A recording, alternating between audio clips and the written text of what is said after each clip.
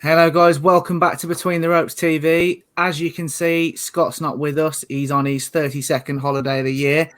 But I have got Ben with us. And this video, we're going to cover the WBO Super Featherweight World Title fight that's taking place this weekend between Shakur Stevenson and Jamel Herring. So, Ben, talk me through the fight. What can we expect? Well, straight away, you've got two technical fighters, haven't you? I just think I'm really excited about this one. America have got some good fights going at the moment. Obviously, Crawford coming up, and you've got this one and Canelo. And I'm looking forward to it. I think it's a big test. Like Herring, you can see his train of thought coming into this is he wants to do what Mayweather did to Canelo. Because I think Stevenson is going to be a star, isn't he? I do think he's going to be multi-weight world champion, in my opinion. He looks brilliant. He had a good amateur career. He's unbeaten with 16 wins, 8 KOs. And I just think that he's got a huge career ahead of him. And Herring, I think he's just thinking in 10 years' time, when people look back at a great career, he's got Stevenson's name as a win on his record. And I think that is just a good move by Herring. But it's a big, big test for Stevenson. I think you look at what he's done. He's always been comfortable in his fights, if you ask me. And I think it's a tough test for him. But the same with Herring, because I think it's a tough test for him. But he came in. That win against Frampton in April, I think, was the perfect way to come into this fight.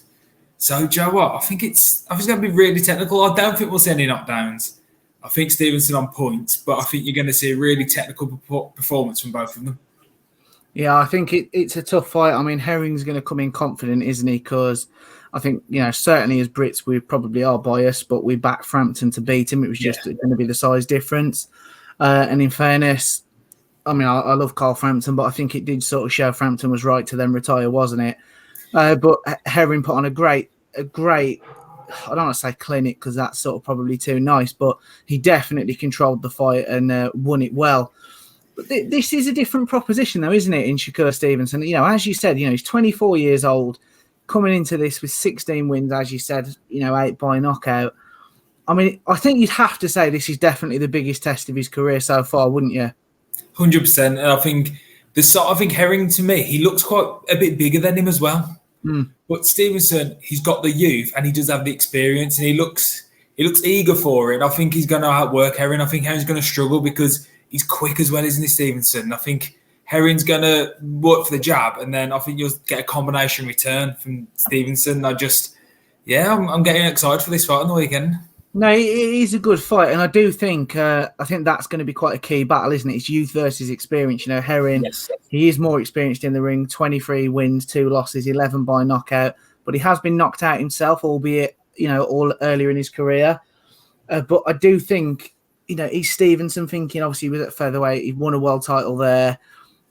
If you look at super featherweight, is he thinking at 35 this is the right fight at the right time? If you know what I mean, am I catching him as he's potentially starting to be on the slide?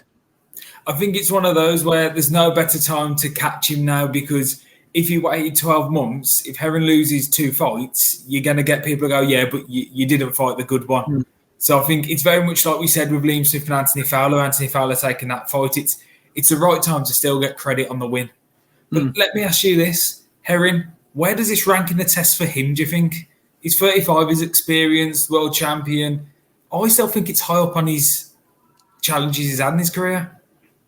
See, it's tough, isn't it? Because, I mean, you look at his record now. So he's been in 4 world title fights, including the fight he won it. But Carl Frampton sort of by far the biggest name on that. Yeah. As we've just sort of said, Frampton, really, it was just one step too far for him, unfortunately, a mixture of size and sometimes I think you get, unfortunately, boxers just lose it, don't they? Yeah. I'd probably say it's the toughest test of his career. And it's weird because it's one of those that I think a lot of the arguments you can make, like we've just said there for Stevenson, is he thinking on getting Herring at the right time? Is he on the slide? Herring's camp are probably thinking with Stevenson, oh no, this guy's going to be a star. I'm getting him before he's really seasoned at that world level. So it's a really interesting fight. We'll finish, Ben. Quickly, prediction, 3 words or less. Stevenson points. I'm actually going to agree there. So we're agreeing on a big fight for a change. That is a bombshell to end it on. Well, you've got to go at some point, haven't you? Yeah, I'm disappointed. Scott's going to be fuming. He loves us arguing. He'll be calling someone out.